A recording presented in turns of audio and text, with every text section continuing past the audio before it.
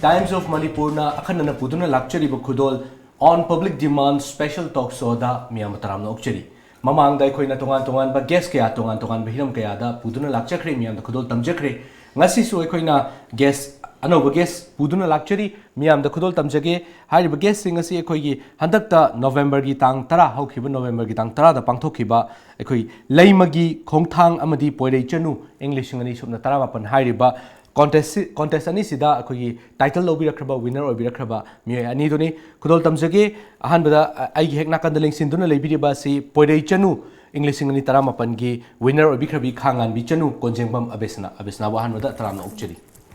aduga nakanda lengsin biriba sina laima khongthang gi khoi gi message ki haiba tare mau singi lakta chalebi singi contest ta khoi gi makok tar khrabi khoi gi Nirupama laishram Nirupama puso han mamukta da khoi da taramna ukcheri ahan bada lakchani si ai Nirupama da lakchage Nirupama si khoi mamang da khoi TOMTV ga su adum unadana khoi gi Nirupama gi khoi gi struggle sing da Nirupama na hona jarakpa aduga title mathang lorok pa sida khoi TOMTV ga su adum iroin na lakminaraba adum laba khoi gi guest ama khangni adu Nirupama si amuk hanna miyam na hena khangna bagi damakta Nirupama gi introduction amtang ga thambi khurumjari ai kongloi minglendi Nirupama laishram ai sangaina wahengbam lekai Imphal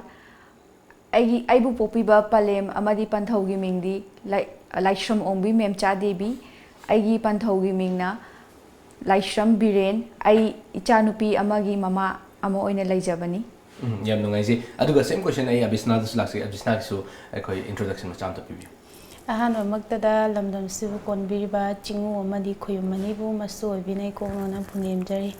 amadi ngasi ge thormasibu mieng tabiriba khwai tarabu su konona khurumjari dabu so yang ne kai puno jari aigi sakming hepetang mayam da khangan jage aigi koloi minglena khangan bachanu konjengbam abesna aigi babagi mingna konjengbam heramani maitai mamagi mingna konjengbam Memi Laima, I Pugna from Lamdamna, Morang Dagin. Yam no Izi Mari Chuna Tamji. Aduga, Abesana, Yopi Ribanga Sagi, Poiri Chanu, English in the Tarama Panse. Masi Kan Basi, Isana would winner or Biledo, Masi Kan Bagi basis, Karam Karamba Monda Kanbiki. See, saying a Haragadi, Canone, Ina the best of Wakano Mane. Janu, Visin Ziazi, Matam Dadi. Hana Tainagi, Pai Pusina Tambirami Bakwiki, Lam say Ampaze, the Leshabina si Fijon set Kadavani, Layman si set Kadavani have a say, a Jingmatam the day saying a counter eba. Counter Matam Sida Sugumba Toramasin Birakanda, Quaden Tolama Bibi, Sukimati Yamnasununga Aduga. Yamna superb Kontanga Manihana in a Sumina Tanzania. What's the idea? Hariba contest Sina Masi main Hoki Pandam Seko Ipana di Punaki, Chanagamiba, Chanakangon Sina Singa Panena, Tambiri Aduga, a Sigumba contest, Masin Basina, Ipana di Punat, Singa and Nabonabada, Masi Liclam Sings, Kaidana, Chanabonabana, Mirolda, Mrs. Pin and one of the Cribe of Bochon, Mating Panini. Masi Ashikma Torma Masin Basida, Koigi, Gangley Paxana, Pasi, Lamdam Sigi, Chanura, be Lama Mama, be sing daddy. A Sukimatic Achobakana, but Mapi and Hygienic, Maram de Equazi, Hore, Besing, Kari Firol set Kani, Kari set Kani, Kari Jagani came the country. A halamating of Matam, the Quinakaram, the Togalon, Utkani. See, Tangai for the Baikoigi, Nupi Ama, Hibese, prove Amagi Saking missing. A quina prove among Aka, the Ribane, Quina Senga, the Ribanedo. Sigumba beauty pageant or Ragasu, Sigumba Torum Sina, equate the Nupi or because the Sukimatic Yam the Chow, Kanaba, Money and I. Matang today in Nirupama, last again in Nirupama, Mama Gisu IPW, Mrs. Universe, Fashion Icon 2019, Aduga, Mrs. India Legacy, Photogenic Subtitle 2019, Lobby Creduga, International Pride Women Gay, Awardee Masu 2019. A high busing a Loro Pasida, Tongan Bahaiba peasantry, a Lamsida, Kongda Pamatamda, Isasi Hana, Jet Airways cabin crew and a former cabin crew in a Pubiramini, Masina Karai for Mating Pang in a country.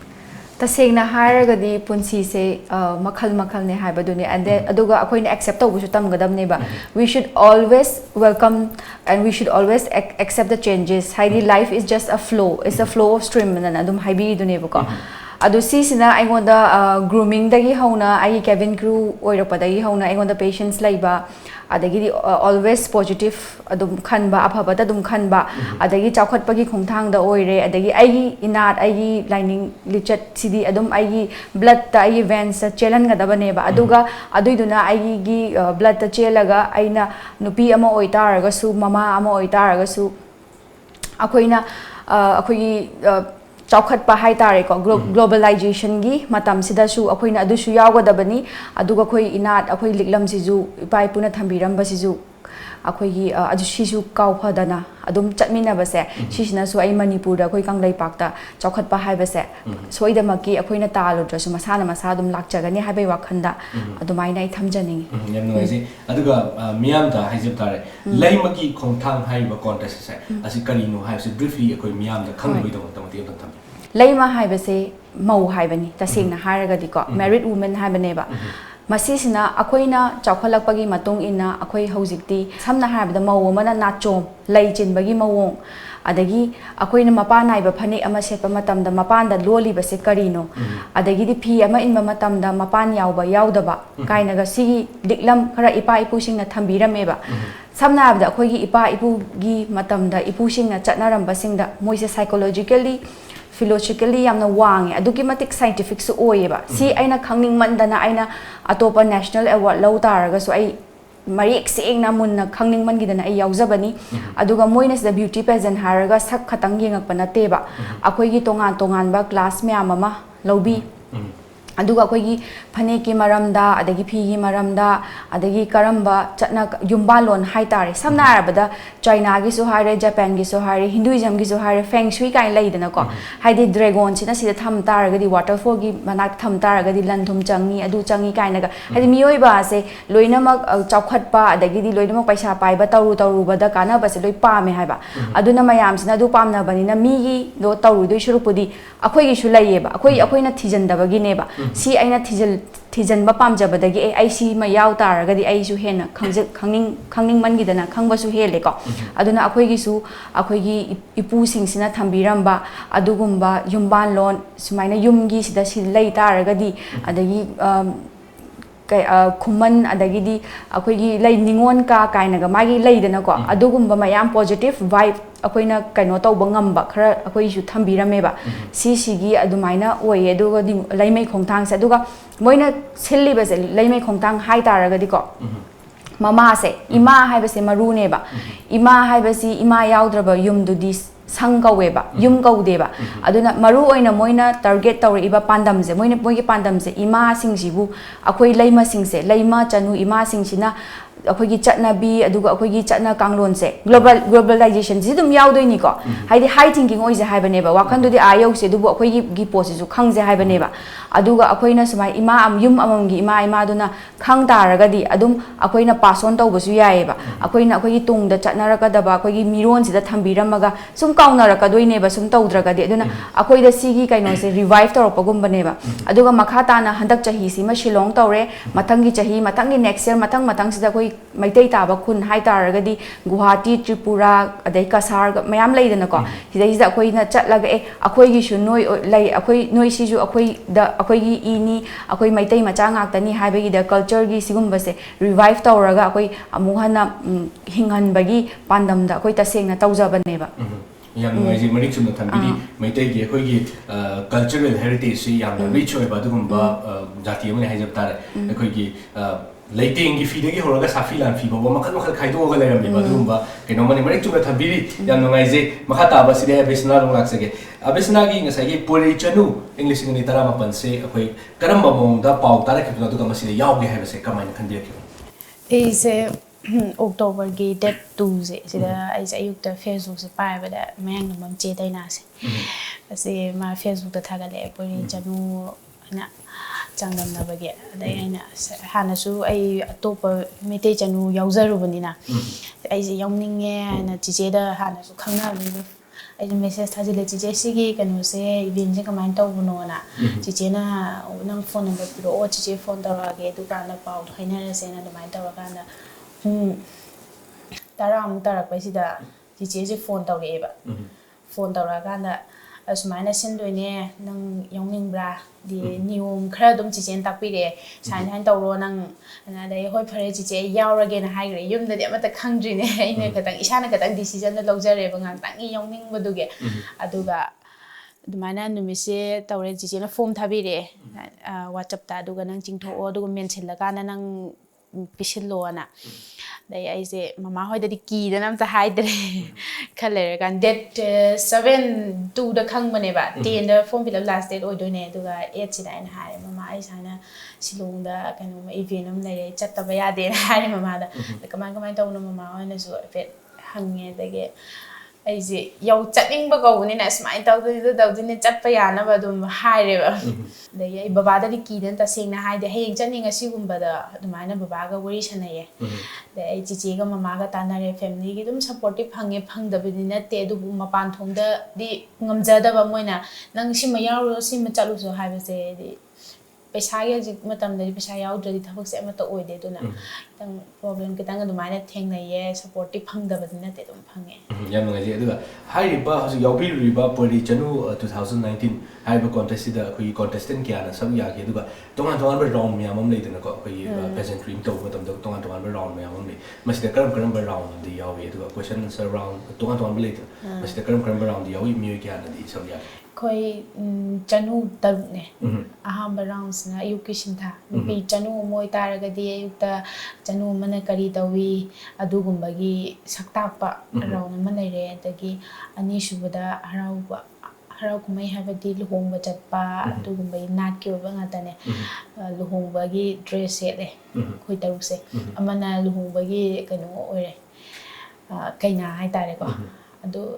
mana kaina sara khoi manga ama tungda dumana firon che da kan da inare degi ahum subasina lai harau gi sara kan da koi se harau fi ga setana jago ga sare adegi adu round ahum lo kan da mu dress khoina ani subada set ki ba harau kumai chat pa gi se set la kan da mu degi question round hore question khoi taru se cha mana ba question moi hana pitho e question tara manga bitho pasidagi si manung dagi khoi taruk sida question hangi amama hanga kanda mu top 3 khale top 3 dagi mu writing round ne ba khoi hum je mu question e ra kanda mana dagi top 1 2 3 mai khale yamna ya dura ba aina matang sidi am interesting oi ba ma laksa ngi si akoi hasuki hangai ba question sing se kari question sing ha aingonda ahamba question je hana hange mitei ai khoi gi londa khura kakaze kari na hai gani na hange ada aina mitei khoi gi londa khura hai basi iton hai ga dabne na yam no isi makhata ba se nirupama dong la sege nirupama ge oina si akoi leimagi khongthang se sida su chamana bra na traga karam ba basis ta karam ba round sing yaw akhoi gi round sing se anambana maitai gi dress ta maitai gi culture da aduga dumban lomda oina moina focus taweba ko ahamba gi round se laima amana akhoi gi laiduk thabagi round akhoi gi ayu agan bada tawgadaba thawgalon se phi ka paina ingani adagi di kokup kadra kupoidra adagi akhoina kaino lai khrom matamda karamba lai khoramgani adagi karamba maira chukhatkani haibagi haidi matamgi matung ina sum kaungnarakta na kanagumba khara amadi dum khangdabasu yawe bako adugumba do tambire aduga moina du tawhalle aduga ani shuba round sina akhoi laima hairaga dai akoina thabak mayam ama chatlidana haidi thodok mayam ama mangani chakauba chatpa lohongba chatpa lai harauba gisu adagi jatra puba phirup puba kaina leidana makhan ne ba khoi laimagi saktam se ada aina sajagi badi ai chakauba chatpa saye ada khoi pitrai gi compact to aduda khoi haira ga hapaga smaina ga puraga ga chatle yamsu pamjai yamsu phajai na mayamna so haibire aduga laima ataiduna moina khoi kaino se jatra gi phirup se si pu basu yawi adu athen pot ka ba gi tap ta mana masing puraga ꯑꯗꯨꯃꯥꯏꯅ ꯇꯧꯔꯒ ꯑꯩꯈꯣꯏ ꯑꯃꯃꯝ ꯊꯣꯛꯑꯦ ꯑꯗꯨꯒ ꯄꯣꯠꯂꯝꯁꯤꯡꯁꯤꯗꯤ ꯑꯩꯈꯣꯏꯅ ꯌꯨꯝꯗꯒꯤ ꯆꯠꯈꯤꯕ ꯃꯇꯝꯗ ꯏꯁꯥꯅ ꯄꯨꯕꯤꯕ꯭ꯔꯥ ꯅꯠꯇ꯭ꯔꯒ ꯑꯩꯈꯣꯏꯅ ꯑꯗꯨꯝ ꯃꯣꯏ ꯑꯣꯔꯒꯅꯥꯏꯖꯔ ꯀꯥꯡꯕꯨꯅꯁꯨ ꯑꯗꯨꯝ ꯊꯤꯕꯤꯔꯛꯑꯦꯕꯀꯣ ꯃꯣꯏꯅꯁꯨ ꯍꯦꯟꯅ ꯊꯋꯥꯏ ꯌꯥꯎꯁꯟꯕꯤꯔꯛꯑꯦ ꯑꯗꯨꯒ ꯃꯣꯏꯅꯁꯨ ꯐꯤꯔꯨꯞꯀꯗꯣ ꯃꯣꯏꯅ ꯑꯗꯨꯝ ꯄꯨꯕꯤꯔꯛꯑꯦ ꯑꯗꯨꯒ ꯃꯅꯥ ꯃꯁꯤꯡ ꯀꯩꯀꯩꯗꯨꯅ ꯑꯩꯈꯣꯏ ꯁꯤꯂꯣꯡꯗ ꯌꯥꯎꯕ ꯀꯟꯇꯦꯁꯇꯦꯟ ꯃꯌꯥꯝꯁꯤꯅ ꯃꯣꯏꯗ ꯍꯤꯡꯒꯣꯜꯗꯒꯤ ꯑꯗꯨꯝ ꯌꯥꯝ ꯅꯨꯡꯁꯤꯅ ꯑꯩꯈꯣꯏ ꯑꯃꯠꯇꯒꯤ ꯋꯥꯈꯟꯗꯀꯣ ꯑꯗꯨꯝ ꯍꯦꯛꯕꯤꯔꯛꯑꯒ ꯃꯣꯏꯅ ꯄꯨꯕꯤꯔꯛꯑꯦ ꯑꯗꯨꯒ ꯑꯔꯣꯏꯕꯒꯤ ꯔꯥꯎꯟꯁꯦ ꯁꯤꯗꯤ ꯑꯩꯈꯣꯏ ꯎꯀꯜꯒꯤ ꯃꯤ ꯌꯥꯎꯖꯕꯅꯤꯅ ꯂꯥꯏ ꯍꯔꯥꯎꯕꯒꯤ ꯑꯣꯏꯅ ꯑꯩꯈꯣꯏ ꯄꯨꯂꯞꯅ ꯂꯥꯏ ꯍꯔꯥꯎꯕꯒꯤ ꯊꯣꯛꯑꯦ ꯑꯗ ꯂꯥꯏ ꯍꯔꯥꯎꯕꯤ ꯏꯜꯂꯤ ꯑꯗꯒꯤ ꯅꯥꯆꯣꯝ ꯆꯤꯟꯕꯒꯤ ꯃꯑꯣꯡ ꯇꯥꯛꯄꯤ ꯃꯣꯏꯅ ꯑꯗꯨꯒ ꯁꯝ ꯄꯨꯟꯕꯒꯤ ꯃꯣꯏꯒꯤ ꯆꯠꯅ ꯀꯥꯡꯂꯣꯟ ꯃꯌꯥꯝꯁꯦ ꯑꯗꯨꯁꯨ ꯇꯥꯛꯄꯤꯌꯦ ꯑꯗꯨꯒ ꯑꯩꯈꯣꯏ ꯀꯣꯟꯇꯦꯁꯇꯦꯟ ꯃꯌꯥꯝꯁꯦ ꯖꯒꯣꯏ ꯈꯨꯊꯦꯛ ꯑꯃꯁꯨ ꯇꯝꯖꯔꯝꯃꯦꯕ ꯑꯗꯨꯃꯥꯏꯅ ꯑꯩꯈꯣꯏ ꯔꯥꯎꯟ ꯑꯍꯨꯝꯃꯛꯁꯦ ꯁꯨꯃꯥꯏꯅ ꯇꯧꯈꯤꯌꯦ ꯑꯗꯨꯒ ꯃꯈꯥ ꯇꯥꯔꯛꯄꯗꯤ ꯋꯥꯍꯪ ꯑꯃꯃꯝ ꯍꯪꯉꯦ ꯉꯁꯥꯏ ꯀꯩꯅꯣꯒꯤ ꯄꯣꯔꯩ ꯆꯅꯨꯒꯤ ꯑꯗꯨꯃꯥꯏꯅ ꯑꯗꯨꯒ ꯑꯍꯨꯝ ꯈꯟꯒꯠꯂꯒ ꯂꯥꯁꯇ ꯑꯩꯈꯣꯏꯒꯤ ꯀꯩꯅꯣꯁꯦ ꯑꯣꯏꯔꯦ ꯔꯥꯏꯇꯤꯡꯁꯦ ꯏꯕꯒꯤꯁꯦ ꯁꯤ ꯑꯃꯨꯛ ꯏꯍꯜꯂꯛꯄ ꯅꯤꯔꯨꯄꯃꯥꯒꯤ ꯑꯣꯏꯅꯗꯤ ꯑꯩꯈꯣꯏꯒꯤ ꯍꯪꯉꯛꯈꯤꯕ ꯋꯥꯍꯪꯁꯦ ꯀꯔꯤ ꯋꯥꯍꯪ ꯑꯣꯏꯕꯤꯔꯦ ꯍꯪꯉꯛꯈꯤꯕ ꯋꯥꯍꯪꯁꯦ ꯑꯩꯉꯣꯟꯗ ꯍꯪꯉꯛꯈꯤꯕꯁꯦ ꯑꯩꯈꯣꯏꯅ ꯀꯩꯅꯣ ꯑꯃꯗ ꯍꯥꯞꯄꯒ ꯑꯩꯈꯣꯏꯅ ꯆꯨꯁ ꯇꯧꯕꯅꯦꯕ ꯑꯗ ꯂꯣꯇ꯭ꯔꯤ ꯇꯧꯕ ꯍꯥꯏꯇꯥꯔꯦꯀோ ꯑꯩꯉꯣꯟꯗ ꯍꯪꯉꯛꯏꯁꯦ ꯂꯩꯁꯥꯕꯤꯒ ꯆꯅꯨꯒ ꯅꯥꯆꯣꯝ ꯆꯤꯟꯕꯒꯤ ꯃꯑꯣꯡꯁꯦ ꯍꯥꯏꯕꯤꯔꯛꯑꯣꯅ ꯍꯥꯏꯌꯦꯕꯀꯣ ꯑꯗ ꯑꯩꯅ ꯍꯥꯏꯁꯦ ꯁꯅꯥꯃꯍꯤ ꯂꯥꯏꯅꯤꯡꯒꯤ ꯃꯇꯨꯡ ꯏꯟꯅ ꯂꯩꯁꯥꯕꯤꯁꯤꯡꯅ ꯑꯣꯏ ꯊꯪꯕ ꯅꯥꯞꯄꯗ ꯅꯥꯆꯣꯝꯁꯦ ꯆꯤꯟꯒꯅꯤ ꯑꯃꯗꯤ ꯂꯩꯃꯁꯤꯡꯅ ꯂꯩꯃꯁꯤꯡꯒꯤꯅ ꯌꯦꯠ ꯊꯪꯕ ꯅꯥꯞꯄꯗ ꯅꯥꯆꯣꯝꯁꯦ ꯆꯤꯟꯒꯅꯤ ꯑꯅ ꯑꯗꯨꯃꯥꯏꯅ ꯈꯨꯝꯖꯔꯝꯃꯦ ꯑꯩꯅ ꯍꯧꯖꯤꯛ ꯍꯧꯖꯤꯛ ꯑꯩꯈꯣꯏꯒꯤ ꯃꯥꯡꯗ ꯎꯔꯤꯕ ꯑꯁꯤꯅꯤ ꯑꯅꯤꯃꯛ ꯑꯩꯈꯣꯏꯒꯤ ꯌꯦꯠꯇ ꯆꯤꯟꯕ ꯑꯣꯏꯗ ꯆꯤꯟꯕ ꯆꯅꯨꯅ ꯑꯣꯏꯗ ꯆꯤꯟꯕ ꯑꯗꯨꯒ ꯂꯩꯃꯅ ꯌꯦꯠꯇ ꯆꯤꯟꯕ ꯃꯥꯡꯗ ꯎꯔꯤ ꯌꯥꯝ ꯅꯨꯡꯉꯥꯏꯖꯩ ꯑꯗꯨꯒ ꯃꯊꯪꯒꯤ ꯑꯣꯜꯂꯛꯄ ꯆꯍꯤꯗ ꯂꯥꯛꯀꯗꯕ ꯀꯣꯟꯇꯦꯁꯁꯤꯡꯗ ꯑꯩꯈꯣꯏ ꯌꯥꯎꯅꯤꯡꯕ ꯀꯣꯟꯇꯦꯁꯇꯦꯟꯁꯤꯡꯅ ꯌꯥꯎꯒꯦ ꯍꯥꯏꯔꯒꯗꯤ ꯃꯁꯤꯒꯤ ꯏꯟꯐꯣꯔꯃꯦꯁꯟꯁꯦ ꯀꯗꯥꯏꯗꯒꯤ ꯂꯧꯒꯅꯤ ꯑꯗꯨꯒ ꯃꯇꯧ ꯀꯔꯝꯅ ꯂꯧꯒꯅꯤ ꯃꯁꯤꯒꯤ ꯏꯟꯐꯣꯔꯃꯦꯁꯟꯁꯦ ꯇꯁꯦꯡꯅ ꯍꯥꯏꯔꯒꯗꯤ ꯑꯩꯈꯣꯏ ꯁꯣꯁꯤꯌꯦꯜ ꯑꯦꯛꯇꯤꯚꯤꯁ ꯑꯣꯏꯅ ꯂꯩꯕ ꯏꯟꯇꯔꯅꯦꯁꯅꯦꯜ ꯃꯣꯗꯦꯜ ꯃꯌꯥꯡꯂꯝꯕꯝ ꯗꯥꯏꯅꯥꯅ ꯃꯁꯤ ꯇꯧꯖꯕꯅꯦꯕ ꯑꯗꯣ ꯑꯩꯈꯣꯏꯗꯒꯤ ꯑꯗꯨꯝ ꯐꯦꯁꯕꯨꯛꯇ ꯀꯩꯗ ꯑꯩꯈꯣꯏ ꯑꯗꯨꯝ ꯑꯦꯗꯚꯔꯇꯤꯁꯃꯦꯟ ꯑꯗꯨꯝ ꯇꯧꯖꯔꯛꯀꯅꯤꯕ ꯑꯗꯨ ꯇꯧꯔꯒ ꯃꯌꯥꯝ ꯌꯥꯎꯃꯤꯟꯅꯁꯤ ꯃꯁꯤ ꯑꯩꯈꯣꯏꯗꯤ ꯑꯩꯈꯣꯏ ꯕ꯭ꯌꯨꯇꯤ ꯄꯦꯖꯦꯟ ꯈꯛꯇꯪ ꯅꯠꯇꯦ ꯑꯩꯈꯣই ꯃꯩꯇꯩꯒꯤ ꯏꯅꯥꯠꯀꯤ ꯑꯣꯏꯕ ꯑꯩꯈꯣꯏꯒꯤ ꯐꯤꯖꯦꯠ ꯆꯥꯛꯆꯥ ꯌꯨꯝꯕꯥꯟꯂꯣꯟ ꯁꯤꯒꯨꯝꯕ ꯃꯔꯝꯗ ꯈꯪꯅꯤꯡꯕ ꯃꯌꯥꯝꯗꯣ ꯂꯣꯏꯅꯃꯛ ꯁꯤꯗ ꯃꯣꯏꯅ ꯇꯥꯛꯄꯤ ꯇꯝꯕꯤꯕꯁꯦ ꯇꯥꯍꯧꯗ꯭ꯔꯒꯁꯨ ꯀꯩ ꯍꯥꯏꯅꯤ ꯑꯩꯈꯣꯏꯗ ꯌꯥꯝ ꯀꯥꯟꯅꯕ ꯑꯩꯈꯣꯏꯒꯤ ꯇꯨꯡꯒꯤ ꯂꯝꯕꯤꯗ ꯏꯆꯥ ꯏꯁꯨ ꯁꯦꯝꯕꯗ ꯍꯧꯔꯛꯂꯤꯕ ꯑꯩꯈꯣꯏꯒꯤ ꯑꯉꯥꯡ ꯀꯩꯀꯩ ꯁꯦꯝꯕꯗ ꯌꯥꯝꯅ ꯀꯥꯟꯅꯒꯅꯤ ꯍꯥꯏꯅ ꯑꯩ ꯑꯆꯦꯠꯄ ꯊꯥꯖꯕ ꯑꯃ ꯂꯩꯖꯩ ꯑꯗꯨꯃꯥꯏꯅ ꯐꯦꯁꯕꯨꯛꯇ ꯀꯩꯗ ꯑꯩꯈꯣꯏ ꯑꯗꯨꯝ ꯑꯦꯗꯚꯔꯇꯤꯁꯃꯦꯟ ꯑꯗꯨꯝ ꯇꯧꯖꯔꯛꯀꯅꯤ ꯋꯥꯔꯤꯁꯨ ꯌꯥꯝ ꯅꯨꯡꯉꯥꯏ ꯋꯥꯔꯤꯒꯤ ꯃꯔꯛꯇ ꯑꯇꯦꯟꯕ ꯕ꯭ꯔꯦꯛ ꯑꯝꯇꯪ ꯂꯧꯖꯒꯦ ꯌꯥꯝ ꯊꯨꯅ ꯍꯟꯖꯔꯛꯀꯦ ꯃꯤꯌꯦꯡ ꯇꯥꯕ ꯂꯩꯕꯤꯌꯨ Smart Universal Academy Sekmaijin Khunalda Academic Session 2020-21 gi oina pre-nursery dagi class 9 phawbagi admission hawjare. Class 10 gi examination da chahi taruk thangna thangnana chama pass tawriba Manipur gi akhanaba school oibaga loinana international amadi national award kaya phangliba school ni. Rural standard ta world class education piriba school ni. Akaknaba Sydney hena kupa marol gi damak mobile number sing asida contact tawbiro. Smart Universal Academy, the school of the future Manipur. Break के मतुंगदा मैं पुनः पुतराम नोकचरी मखाताबा वारिसिंग लाक्चगे आई निरुपमादा मुखाना लाक्चगे निरुपमा से कोई की women and child health की मतांगदा social activist Amo ओइना सुथौबुबिने मसिग मतांगदा खरदंग थंबि आई हानसु हाइजाग्रेको ममांगी इंटरव्यूदा आइसे अनंबना आई canoe तौनिंगे आई से नो टू जंक फूड से हाइबदी होजिकान की अंगांग सिंग से लोइनमक जंक फूड त एडिक्शन चूरेबा हाइबदी मिमी अदगी मैगी हाइदी याम थुनसु हौबा अदगी होजिकान ममा सिंगसिना लाइक लाइ सुदी लोइनमक हाइनरबा ngaतनेबा literate ngaतदी ओइरे अदुइ तारगसु मोइसे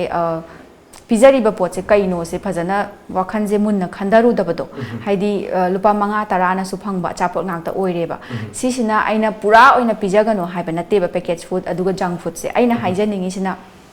once in a while ko hapta amada amuktang jaba kaisu kaide adubu masisina breakfast tasu lunch tasu adum cha taragadi sisina angang dugi tungi magi health magi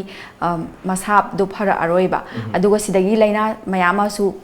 पोलकनी समना हारबत obesity diabetes even cancer बोगी पोलपगी चांग सु लैबा दुगा मसी अंगांग खतंगदा अखोइना ताइनबा यादेबा कइगिनोदा मोइना अदुगी प्रिजर्वेटिव ओरिबा पैकेट फूड सिदा याम एडिक्टिव चुबा ओइबा इंग्रेडिएंट खरा हापीबा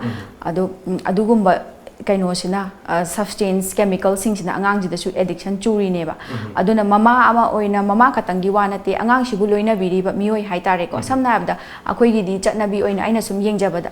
कइगुम्बा अंगा अमगी मनाक्ता चप्पा मतमदा अचापोचे पैकेट अचापोचे ते लैरगा पुइयेबा अदुइदना मोइ सुम चाराबने दुम ꯁꯨꯝ ꯆꯥ ꯇꯥꯔꯒꯗꯤ ꯂꯣꯡ ꯔꯟꯗ ꯃꯣꯏꯗ ꯃꯁꯥꯗ ꯐꯠꯇꯕ ꯑꯃ ꯑꯣꯏꯔꯦꯕ ꯑꯗꯣ ꯑꯩꯅ ꯁꯤꯒꯤ ꯋꯥꯈꯜꯂꯣꯟꯁꯦ ꯑꯩ ꯏꯆꯥꯗ ꯈꯛꯇꯪ ꯑꯦꯄ꯭ꯂꯥꯏ ꯇꯧꯕ ꯌꯥꯏꯑꯕ ꯑꯗꯨꯕꯨ ꯑꯩ ꯇꯧꯅꯤꯡꯗꯦꯕ ꯃꯔꯝꯗꯤ ꯑꯩꯗꯤ ꯂꯩꯕꯥꯛꯀꯤ ꯑꯣꯏꯅ ꯊꯣꯛꯂꯛꯑꯕꯅꯤꯅ ꯑꯩꯒꯤ ꯏꯆꯥ ꯑꯣꯏꯒꯦꯔꯥ ꯃꯤꯆꯥ ꯑꯣꯏꯒꯦꯔꯥ ꯑꯩꯗꯤ ꯑꯉꯥꯡꯁꯤꯡꯁꯦ ꯂꯣꯏꯅꯃꯛ ꯐꯍꯟꯅꯤꯡꯉꯦ ꯃꯣꯏꯅ ꯇꯨꯡꯒꯤ ꯌꯨꯝꯕꯨꯔꯦꯟ ꯑꯣꯏꯕꯅꯤꯅ ꯑꯩꯅ ꯃꯁꯤꯗꯩꯁꯤꯗ ꯑꯩꯁꯦ ꯑꯦꯋꯥꯔꯅꯦꯁ ꯁꯦꯟꯁꯤꯇꯥꯏꯖꯦꯁꯟꯁꯦ ꯑꯩ ꯇꯧꯖꯕꯅꯦꯕ ꯌꯥꯝ ꯅꯨꯡꯉꯥꯏꯖꯩ know what you eat ꯍꯥꯏꯕ ꯑꯩꯈꯣꯏꯅ ꯆꯥꯔꯤꯕꯁꯤ ꯀꯔꯤꯅꯣ ꯍꯥꯏꯕꯁꯤ ꯈꯪꯉꯨ ꯍꯥꯏꯕ ꯑꯁꯤꯒꯨꯝꯕ ꯃꯦꯁꯦꯖ ꯄꯤꯕꯤꯔꯤ ꯌꯥꯝ ꯅꯨꯡꯉꯥꯏꯖꯩ ꯃꯁꯤ ꯌꯥꯝꯅ ꯇꯉꯥꯏ ꯐꯗꯕ ꯍꯧꯖꯤꯛꯀꯤ ꯃꯇꯝꯁꯤꯗ ꯑꯩꯈꯣꯏ ꯖꯪꯛ ꯐꯨꯗꯅ ꯗꯣꯃꯤꯅꯦꯠ ꯇꯧꯁꯜꯂꯛꯄ ꯃꯇꯝꯁꯤꯗꯗꯤ ꯌꯥꯝ ꯇꯉꯥꯏ ꯐꯗꯕ ꯃꯦꯁꯦꯖ ꯑꯃ ꯊꯝꯖꯒꯦ ꯃꯊꯪꯁꯦ ꯑꯩ ꯑꯕꯦꯁꯅꯥꯗ ꯂꯥꯛꯆꯒꯦ ꯑꯕꯦꯁꯅꯥꯅ ꯑꯩꯈꯣꯏꯒꯤ ꯇꯥꯏꯇꯜ ꯑꯁꯤ ꯂꯧꯕꯤꯔꯦ ꯇꯥꯏꯇꯜ ꯑꯁꯤ ꯂꯧꯔꯕ ꯃꯇꯨꯡꯗ ꯑꯩꯈꯣꯏ ꯃꯌꯥꯝꯒꯤꯗꯃꯛꯇꯗꯤ ꯑꯩꯈꯣꯏ ꯔꯣꯜ ꯃꯣꯗꯦꯜ ꯑꯃ ꯑꯣꯏꯅ ꯃꯌꯥꯝꯒꯤ ꯃꯀꯣꯛ ꯊꯣꯡꯕ ꯑꯃ ꯑꯣꯏꯅ ꯂꯩꯕꯤꯔꯕꯅꯦꯕꯀꯣ ꯑꯗꯣ ꯍꯧꯖꯤꯛ ꯁꯤꯒꯨꯝꯕ ꯇꯥꯏꯇꯜ ꯑꯃ ꯇꯥꯏꯇꯜ ꯍꯣꯜꯗꯔ ꯑꯃ ꯑꯣꯏꯔꯕ ꯃꯇꯨꯡꯁꯤꯗ ꯑꯩꯈꯣꯏ ꯂꯩꯕꯥꯛ ꯃꯤꯌꯥꯝꯒꯤꯗꯃꯛꯇ ꯌꯥꯏꯐꯅꯕ ꯑꯗꯨꯒ ꯏꯔꯩꯆꯥꯁꯤꯡꯁꯤꯒꯤꯗꯃꯛꯇ ꯀꯔꯤ ꯀꯔꯤ ꯊꯕꯛ ꯊꯧꯔꯝꯁꯤꯡꯗꯤ ꯄꯥꯏꯈꯠꯄꯤꯒꯦ ꯊꯕꯛ ꯊꯧꯔꯝꯁꯤꯡ ꯇꯧꯒꯦꯅ ꯈꯟꯕꯤ ꯑꯩꯅ ꯁꯤꯒꯨꯝꯕ ꯍꯥꯏꯗꯤ ꯇꯥꯏꯇꯜꯁꯤꯃ ꯐꯪꯖꯔꯕ ꯃꯇꯨꯡꯁꯤꯗꯗꯤ ꯑꯩ ꯏꯅꯥꯠꯀꯤꯗꯃꯛꯇ ꯊꯕꯛ ꯊꯧꯔꯝ ꯈꯔ ꯇꯧꯖꯒꯦꯅ ꯈꯜꯂꯦ ꯍꯥꯏꯕꯗꯤ ꯑꯩꯈꯣꯏꯒꯤ ꯃꯌꯥꯝꯗ ꯑꯩꯅ ꯁꯤꯃ ꯇꯧꯅꯤ ꯍꯥꯏꯕꯗꯤ ꯅꯠꯇꯕꯀꯣ ꯍꯥꯏꯗꯤ ꯏꯅꯥꯠ ꯑꯩꯅꯁꯨ ꯉꯥꯛꯅ ꯆꯠꯆꯕ ꯑꯗꯨꯒ ꯑꯩꯅ ꯑꯈꯪꯕ ꯈꯔꯁꯨ ꯑꯗꯨꯝ ꯇꯨꯡꯒꯤ ꯍꯧꯔꯛꯂꯤꯕ ꯉꯁꯤꯒꯤ ꯃꯤꯔꯣꯜꯁꯤꯡꯗꯁꯨ ꯇꯥꯛꯄꯤ ꯇꯝꯕꯤꯕ ꯑꯗꯨꯃꯥꯏꯅ ꯏꯅꯥꯠꯇ ꯑꯩꯅ ꯌꯥꯝ ꯅꯨꯡꯉꯥꯏꯖꯩ ꯃꯔꯤꯛ ꯆꯨꯝꯅ ꯊꯝꯕꯤꯔꯤ ꯑꯗꯨꯒ ꯃꯈꯥ ꯇꯥꯕꯗ ꯑꯩꯈꯣꯏꯅ ꯈꯪꯖꯅꯤꯡꯉꯤꯁꯤ ꯂꯝ ꯑꯁꯤꯗ ꯑꯩꯈꯣꯏꯒꯤ ꯑꯕꯦꯁꯅꯥꯁꯤ ꯍꯥꯏꯔꯤꯕ ꯄꯦꯖꯦꯟꯇ꯭ꯔꯤꯁꯤꯗ ꯕ꯭ꯌꯨꯇꯤ ꯄꯦꯖꯦꯟꯇ ꯑꯣꯔ ꯍꯥꯏꯔꯤꯕ ꯄꯣꯂꯤ ꯆꯅꯨ ꯏꯪꯂꯤꯁ ꯏꯪꯂꯤ ꯇꯔꯥꯃꯥꯄꯜꯁꯤꯗ ꯌꯥꯎꯅꯕꯒꯤꯗꯃꯛꯇ ꯇꯥꯛꯄꯤ ꯇꯝꯕꯤꯔꯛꯄ ꯉꯥꯛꯄꯤ ꯁꯦꯟꯕꯤꯔꯛꯄ ꯍꯥꯏꯖꯕ ꯇꯥꯔꯦ ꯑꯗꯨꯒꯨꯝꯕ ꯑꯣꯖꯥ ꯒꯨꯔꯨꯁꯤꯡ ꯂꯩꯔꯒꯗꯤ ꯀꯅꯥ ꯀꯅꯥꯅꯣ ꯍꯥꯏꯕꯗꯨ ꯍꯥꯏꯕꯤꯌꯨ ꯑꯩꯒꯤ ꯌꯥꯝꯅ ꯃꯔꯨ ꯑꯣꯏꯕ ꯍꯥꯏꯗꯤ ꯑꯩꯒꯤ ꯃꯤꯠꯅ ꯎꯕ ꯂꯥꯏꯃꯛꯅꯦꯅ ꯈꯟꯖꯕ ꯑꯣꯖꯥ ꯑꯃ ꯂꯩꯖꯩ ꯑꯣꯖꯥꯗꯨꯒꯤ ꯃꯤꯡꯗꯤ ꯃꯤꯡ ꯑꯣꯏꯅ ꯄꯟꯖꯔꯕꯗ ꯈꯥꯏꯗꯦꯝ ꯃꯅꯤꯀꯦꯠ ꯃꯥꯁꯦ ꯅꯤꯡꯊꯧꯈꯣꯡꯗꯒꯤꯅꯦ ꯃꯥꯁꯦ ꯃꯦꯀꯞ ꯑꯥꯔꯇꯤꯁ ꯑꯃꯅꯦ ꯃꯍꯥꯛꯅ ꯂꯝꯁꯤꯗ ꯑꯩꯁꯦ ꯄꯨꯁꯤꯟꯕꯤꯔꯛꯈꯤꯕꯅꯦ ꯉꯥꯛ ꯁꯦꯟꯕꯤꯈꯤꯕꯅꯦ ꯉꯁꯤ ꯐꯥꯎꯕ ꯑꯗꯨꯝ ꯃꯥꯅ ꯁꯤꯃ ꯇꯧꯋꯣ ꯁꯤ ꯇꯧꯋꯣꯅ ꯇꯥꯛꯄꯤ ꯇꯝꯕꯤꯔꯀꯥꯟꯗ ꯍꯧꯖꯤꯛ ꯐꯥꯎꯕꯗ ꯂꯩꯖꯔꯤ ꯑꯩꯒꯤꯗꯃꯛꯇꯗꯤ ꯌꯥꯝ ꯃꯔꯨ ꯑꯣꯏꯕ ꯃꯤꯁꯛꯅꯤ ꯌꯥꯝ ꯅꯨꯡꯉꯥꯏꯖꯩ ꯍꯥꯏꯔꯤꯕ ꯀꯣꯏꯁꯟꯁꯤꯃ ꯑꯩ ꯅꯤꯔꯨꯄꯃꯥ ꯑꯗꯨꯝ ꯂꯥꯛꯆꯒꯦ ꯅꯤꯔꯨꯄꯃꯥꯒꯤꯗꯃꯛꯇꯗꯤ ꯇꯥꯛꯄꯤ ꯇꯝꯕꯤꯔꯛꯄ ꯑꯩꯈꯣꯏꯒꯤ ꯒꯥꯏꯗ ꯇꯧꯕꯤꯔꯛꯄ ꯍꯥꯏꯖꯕ ꯇꯥꯔꯦ ꯑꯣꯖꯥꯁꯤꯡ ꯀꯅꯥ ꯀꯅꯥ ꯂꯩꯕꯤ ꯑꯩꯒꯤꯗꯤ ꯗꯣꯛꯇꯔ ꯀꯣꯅꯤꯀꯥ ꯈꯨꯔꯥꯏꯖꯝꯁꯦ ꯑꯩꯒꯤ ꯃꯦꯗꯝꯁꯦ ꯃꯥꯅ ꯑꯍꯥꯟꯕ ꯕ꯭ꯌꯨꯇꯤ ꯄꯦꯖꯦꯟ ꯃꯤꯁꯦꯁ ꯏꯟꯗꯤꯌꯥ ꯊꯣꯛꯄꯁꯤꯗ ꯃꯥꯅ ꯒꯥꯏꯗꯂꯥꯏꯟꯁꯦ ꯑꯩꯉꯣꯟꯗ ꯐꯖꯅ ꯄꯤꯕꯤꯌꯦ ꯑꯗꯨꯒ ꯃꯥ ꯂꯩꯔꯝꯗ꯭ꯔꯒꯗꯤ ꯑꯩ ꯃꯊꯪꯁꯨ ꯊꯣꯛꯑꯝꯗꯕꯁꯨ ꯌꯥꯏꯑꯕꯀꯣ ꯀ꯭ꯔꯦꯗꯤꯠꯁꯦ ꯃꯉꯣꯟꯗ ꯏꯆꯥꯎ ꯆꯥꯎꯅ ꯑꯩꯒꯤꯗꯤ ꯑꯣꯖꯥ ꯑꯍꯥꯟꯕ ꯑꯣꯏꯗꯣꯏꯅꯦꯕ ꯑꯁꯤ ꯂꯩꯔꯦꯀꯣ ꯃꯦꯗꯝ ꯀꯣꯅꯤꯀꯥ ꯈꯨꯔꯥꯏꯖꯝ ꯂꯩꯔꯦ ꯑꯗꯨꯒ ꯃꯈꯥ ꯇꯥꯔꯛꯄꯗꯤ ꯑꯩꯅ ꯃꯩꯇꯩ ꯆꯅꯨꯗꯁꯨ ꯇꯥꯈꯤꯕꯅꯦ 2016ꯒꯤ ꯕꯥꯂꯦꯁꯣꯔꯤ ꯋꯥꯔꯤꯛꯄꯝ ꯃꯥꯁꯦ ꯀꯩꯅꯣꯗꯒꯤ ꯃꯣꯏꯔꯥꯡꯗꯒꯤꯅꯤ ꯑꯗꯨꯒ ꯑꯩꯒꯤ ꯏꯃꯥ ꯑꯃꯁꯨ ꯂꯩ ꯁꯨꯅꯤꯇꯥ ꯏꯃꯥ ꯁꯨꯅꯤꯇꯥ ꯋꯥꯍꯦꯡꯕꯝ ꯑꯣꯡꯕꯤꯅꯤ ꯀꯩꯁꯥꯝꯄꯥꯠꯇꯒꯤ ꯑꯗꯒꯤꯗꯤ ꯑꯣꯖꯥ ꯃꯅꯤꯇꯣꯟ ꯎꯀꯜꯒꯤ ꯃꯣꯏ ꯃꯌꯥꯝꯁꯤꯅ ꯑꯩꯕꯨ ꯂꯝꯖꯤꯡ ꯂꯝꯇꯥꯛꯄꯤꯌꯦ ꯑꯗꯨꯒ ꯃꯔꯨ ꯑꯣꯏꯅ ꯑꯩꯈꯣꯏꯒꯤ ꯍꯥꯟꯅꯒꯤ ꯕ꯭ꯌꯨꯇꯤ ꯄꯦꯖꯦꯟ ꯃꯌꯥꯝ ꯑꯥꯏꯋꯥꯒꯤ ꯀꯩꯒꯤ ꯌꯥꯎꯔꯨꯕ ꯂꯩꯗꯥꯏꯅꯦꯀꯣ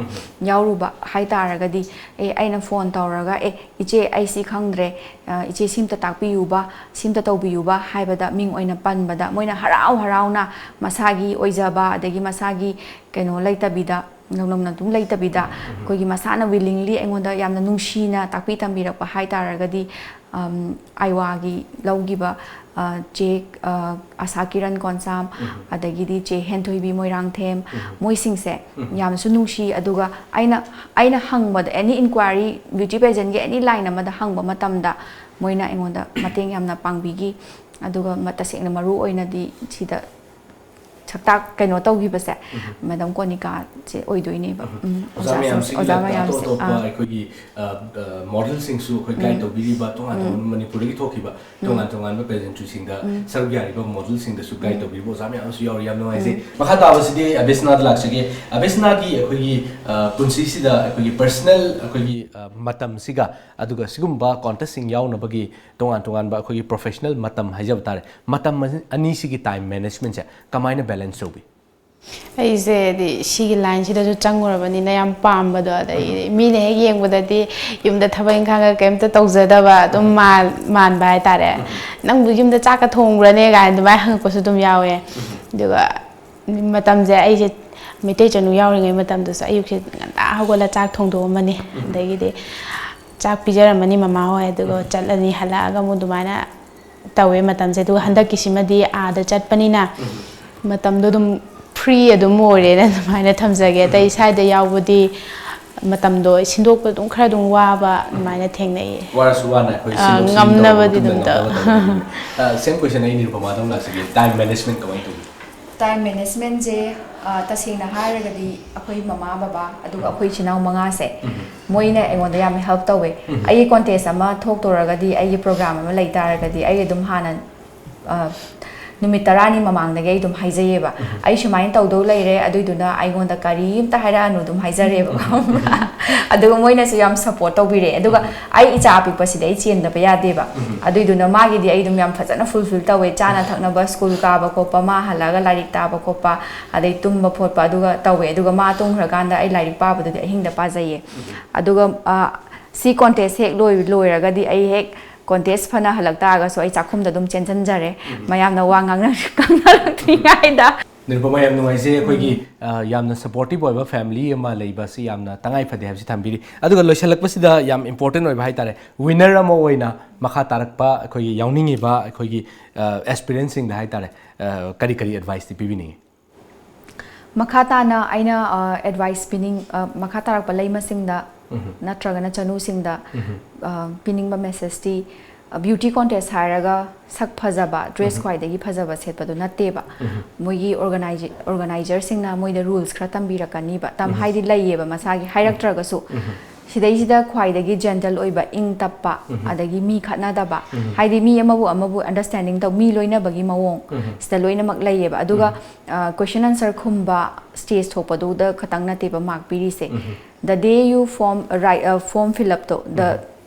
form fill up ahamba tawbas dagi dum moina mark count tawgani ba nang kamaina mi loina ba matam da ma se friendly oibra oidabra adagi hana loi yengani ba ma se saugan bra haidi event ama tawba so masin ba hai se mi sing se frustration da dim loi lainarani ba aduiduna adugumba mayam pressure mayam am su lairine ba aduda khwai dagi ing tappa adjust tawba ngamba adagi mi loina ba adi mo se patience laibra ishi loving or caring adai kindness sida neba beauty contest sida sak khatang na te inner beauty du neba mayam focus tawra ise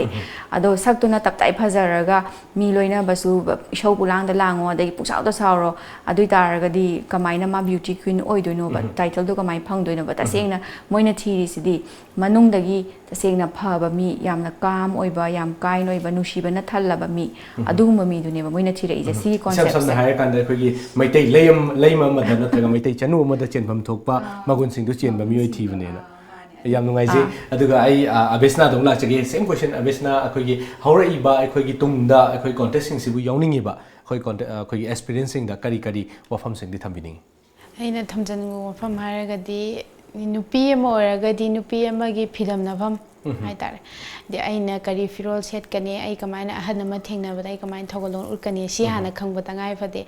ni mete khoi gi wari hai tare ko si liklam jin naina ba da yang why hai ba maram di khoi gi mamang da chakriba ipa ipu singina khoi da tambi ba da wat lobagi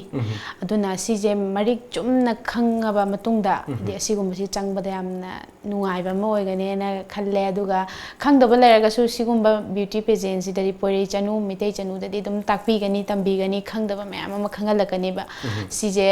kanglaipa sigi laima oiba chanu oiba singda yaubi ona haijaninge yam mani chumna thambiri yam nungai je hairiba contest sibu sinbiri ba pun baningol chakau ba organizing committee Silong amadi Center for Resource Development Manipur anisina sinbi banena akhoi da phangjaba report ki matungina leijare ado hairiba si makha tarakpa singda su kaidana tongan maitai tariba akhoi gi igi mari oiriba maitai tariba khonsing sida makha tana mathang sinba ngamba oisnu haibase akhoi gi site gi thamjaraga akhoi gi Nirupama amadi Abesna akhoi gi chillaba matam kya kaithokpiduna akhoi studio da lengbiratuna tongan ba wafam kya thambirambagi damakta haningai tan thagar phongdokchari Thank you so much. Ngasigi damakti on public demand special talk show miyang tabi singdagi kaina nabe thangni jeri pinabirasi